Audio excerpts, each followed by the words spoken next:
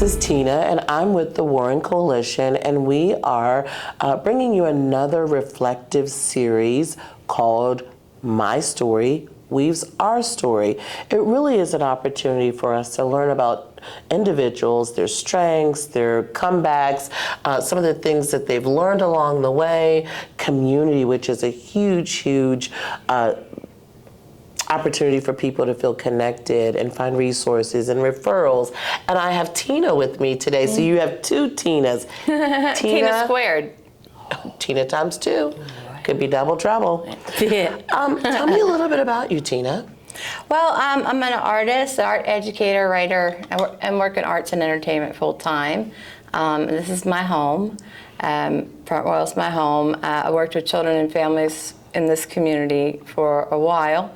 Well, for 25 years I worked with children and families, but in this community I think about 8 or 10 years before I retired from that career. And the Warren Coalition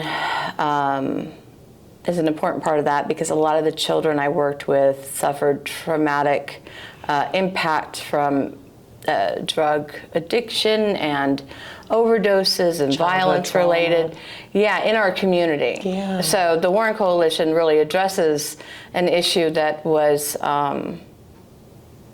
it's so important in our community with the opioid epidemic. And it spoke to you personally because you have your own story of resiliency and family, things that impacted your family in terms of addiction, and some different avenues that you came to learn about in terms of your options. And I'll let you share more about that. Yeah, thank you, because I'd love other people to know what the options are. I was in a wheelchair. People in the community know me. But I was in a wheelchair for 5 years for medical neglect, nothing intentional, things just happen, right? So I had to deal with that, and part of that is that I have a spinal cord damage which causes severe pain, 24, so it's constant pain. A lot of people deal with constant pain, but the approach from the medical community is to send you to a pain clinic. And a pain clinic generally is just, we're going to treat you until you're dead, right? There's no wellness, there's no healing, there's no diagnosis. It is strictly, here's some pills. There's no wellness. It is transactional entirely. And I know, for my father who served in Vietnam, and he came back and he spent 40 years addicted to medication his doctor prescribed him. So his doctor became his drug dealer. We know that now, and a lot of those people are gone. Became an industry, didn't it? And so I saw the problem firsthand in so many ways that the Warren Coalition deals with. So I saw the children and the impact in the community. I remember sitting outside my father's bedroom and wondering if he was going to be alive in the morning. So I know what that is. And then the Warren Coalition works with those children, but then also has to deal with the aftermath of people like me being sent to get drugs until you die. Essentially, that's it. That's all it is. It's what is it called? Palliative care. I was 45 when this started. Oh, wow. So but talk about why would the medical, there's no sadness in it. Why would the medical community do that? It's because there aren't resources outside of the mainstream medication. They're not trained. There's also some misconception too, right? Let's call it what it is, about prescription and prescribed medications. It's prescribed by a doctor. It must be safe. It's legal. Yeah. Yes, and so you've decided that there were different options for you, that you had some resources and some connecting pieces that really linked together for you in the community. Earlier off camera, we talked a little bit about food trains and people that showed up when you needed them most. Well, we were talking about resiliency in our community, and you asked me what made me resilient. It wasn't me. It's that we have a tapestry of, we have a real community here. I mean, you put people on a mountain 20 minutes from town and they're living on well water and they got to fight a fire together, well, you kind of got to learn to get along. So that part of that's just living rurally, but also, like I told you, after the spinal cord injury and I was beginning in a wheelchair, I fell and broke my leg on a Christmas Eve. And for 4 months, every day, there was warm food. 4 months. That's a huge Every day. amount of giving. My friends did that. My people that don't even know me did that. Because that's what we do. Yeah. So and I do it for it's reciprocal. So it's not a me that's resilient. It's making our community resilient with resources. Right. And to become more resilient communities, we need support. We need those connecting factors. There's something so powerful about the power of human connection. I want to talk about wellness and the 8 dimensions of wellness. Could I talk about the medication a little bit more first? Absolutely. I just wanted to give the alternative to the narcotics for me with several things, and I just didn't want to encourage other people to do their own research because we're all different. But it was a lot of trial and error with some benign things. Temperature control. No one told me that. If I control the temperature of my body where the nerve damage is, it mitigates the pain. Mm-hmm. Hydration mitigates the pain. Exercise mitigates the pain. Sleep mitigates the pain. No one told me any of this. None of it. Mm-hmm. None of it. The pain management clinic is not a pain management clinic. It is a warehouse for death. There are alternatives, but you have to kind of go out on your own. So I just want to encourage people to seek well-based alternatives, no crazy stuff, just simple, healthy, wellness-based sleep, care, and then from that place of your most well self, seek other resources. Right, and I like the fact that you're saying I'm not a doctor, but I am just simply sharing my lived experiences and things that worked for me. It sounds like, too, in the terms of wellness, there's some self-care that happens, too, when you add more exercise, when you add more hydration, when you're of a mind of positivity and being proactive and not in a state of, wow, like I can't bounce back from this. And so that kind of puts the onus on the individual, and most of us are very fortunate if we have any resources in those moments. I barely had any. So that's a 5-year process. So it's not kind of turn your frown upside down, the onus is not on the individual. It really is a community effort. I just got lucky to have that one little bit of cognitive spark to do it. But it does not mean that I was somehow better or more resilient at addressing my problem. I don't want people to think that. Oh. Yeah. And thank you so much for mentioning Warren Coalition, because we do have the idea that the more connected the community, the more supported the community, the more well the community can become as a whole. That's why I love you all so much. The Warren Coalition is crucial to the wellness of our community. It is. Thank you. I've got a couple of questions for you. In addition to some of the things that we've already talked about, tell me about a unique hobby or talent that you have that may be known or not known. Now you've got a lot of Mine are all kind of out there. I'm trying to think of one no one knows about and whether or not I want people to know. It could be a known, because you're going to have new people that will learn more about you today or when this airs. And, we always like to ask if there's a talent or a hobby. Well, I'm a sculptor and a stand-up comedian and a writer and so I'm those things. I just am in the arts full time. So I did have a more serious career and worked with children and families, but I retired when I got my wheels because I worked with autistic children, and I'm autistic, but I could not chase them anymore when I got my wheels. Right. So I forgot where I was going with that. But well, we basically were saying that you've got some talents. It sounds like you've got, this wonderful, huge heart. We're working with children and the passion to make sure that they can be well, and the focus on the community. But you were going to share about your hobbies, and I just heard yeah. you say the sculpting. I'm an acting. assemblage artist, a sculpture artist. I make sculptures out of junk. Yeah, and then I'm a writer and a poet. So that's mostly what I do in art educating. And then that's a lot. I don't have any of that on my list. Oh my gosh. I believe that we all contribute to the community, and that might be, raising your families, being a good neighbor. Absolutely. What is your view on that?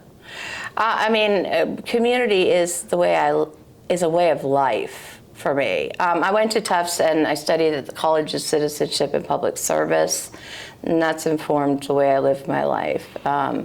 Connectedness and responsibility to my community are an undercurrent in my life. Oh, you're such a gem. And such an asset. You're sweet. How do we clone I don't want to take credit for. Well, it makes me sound like I'm not a good person. I don't want to be a good person. Oh my goodness. No, it's part of my jokes. It's exhausting. No one wants to be around people that want to be better people. It's awful. Oh. But the Warren Coalition is lovely. I also wanted to ask you, in your opinion of what people can do more of. I know that you said that the community is more giving, and they do give a lot. In your opinion, what are some of the things that people could do to dispel some stereotypes or stigmas around mental health, drug addiction? What are some of those things that you wish people knew or would consider? I think I would like them to. I would love for people to understand that their addiction is not a character flaw. That there is actual neurological reason for their addiction. The first time I started to understand addiction, it was at NIH. Brain and body are not separate. Your brain is an organ in your body, and if it's sick, it is sick. So if people want to judge that, I really feel pity for them, because I'm not a religious person, but there for the grace of God go I. How could you judge someone that? I pity people that would do that. Do you think it's about education? Because I know that we focus a lot on education and really breaking down those stigmas by sharing, facts. In terms of these stigmas, what would you say directly to people? Like, would it be don't judge? What? I would say it is. I hesitate to use the term education only because it is a word that has a class weight. It has a weight. It says people that can access education or somehow have more to contribute than the other. And I would say that it isn't necessarily education. It is learning the things that we learned in kindergarten. So education in that way, but in an education that is accessible to all of us, and that is just. Maybe access to information. Well, that's the library, yeah. Access to information. Okay, to your point, I think I would encourage people to seek out information, seek out medical professionals, but vet them, please.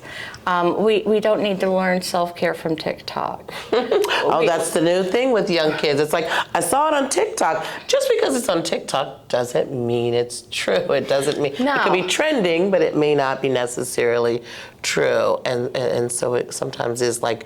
We have to be careful who we trust. Yeah, and there are a lot of legitimate resources, and they don't even have to be medical. Go to someone you trust in your community. If you can't figure out how to navigate your life, it doesn't necessarily. The addiction probably isn't the problem, right? It's the bunch of problems that underlying that made that person vulnerable, and then they got some. Maybe bad medication, and it kind of becomes quicksand. It's almost impossible to get out. Wow, I think we've dived into a lot of deep things today. Yeah. And the perspective and thinking about your story, your lived experiences, the contributions that you're giving because you learned, through your community that you could be impactful and part of the solution and offering some hope. Yeah, but I should say also, I haven't always been part of the solution. There have been times recently where I've felt I need to be accountable because I felt like I was, my behavior in my community was divisive. And so when you're talking about judgment and stereotypes and that kind of thing, I think it's also important for each of us, even if we're having these conversations, just check in with ourselves about it. Yeah. Oh my gosh. Well, I've learned a lot from you today. I'm racking my brain about any other things that I haven't asked, because I feel like there's so much to learn when you meet someone, right? And, I know, yeah. You know, so it's like, whoa, she's vibrant and she's energetic and she's proactive and she's active. But I also know that we have these things that we have challenges with too. If you don't mind being vulnerable for just a moment, what are some of the things that have been tough, and how have you been able to navigate through those things on a personal level when all is quiet, all is dark, you're at home, community's at home, your support system might be sleep at 3 a.m., and you're quiet with just yourself? I'll tell you what it is, what the big challenge has been, and it is still. I have people congratulating me now about losing weight. I was on a path to losing weight because I was in a wheelchair for so long and I gained so much weight. But I've just lost 30 more pounds because I'm mourning. No. So the way my body has been consumed differently by different audiences over time is very interesting. It doesn't hurt my feelings, but very much there's been a transition in the way I'm treated by the physical outward change that has nothing to do with who I am, because I've been the same person. So it's that. And that's probably relevant to people who are utilizing the drug rehabilitation centers for the Warren Coalition, right? We see people at their very, very worst. They're most vulnerable. That does not mean that's who they are in that moment. Right, they're still in there. Their strengths, their hobbies, their talents, all of these things. They're just sick. They're not well. Yeah. Wow. In closing, I just want to encourage our listeners to visit our website, our social media, all of those things. I feel like there's so much more that I want to dive in. Like, my goodness. Any other things that you would like to share that we didn't mention, that we didn't talk about, that you think is really important to get that message across to people? I want to plug into what the Warren Coalition does and why it's relevant to all these things that I've been telling you about, because the Warren Coalition came in and did the work that wasn't pretty, right? The Warren Coalition came in and did the actual work. I will say the things because they can ask me about it later. Okay. But there are people that like to do work in communities that don't want to do the actual work, right? They don't want to deal with people they think are unsavory. They don't want to do things that are around addiction, or maybe someone's had a criminal behavior because they don't have enough confidence maybe in who they are, or they think it's catching.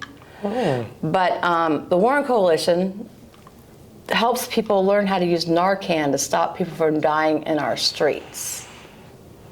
They provide resources to stop children from seeing people die in their homes. They build rehabilitation centers, so, you know, the other day someone died in our Cracker Barrel parking lot, right?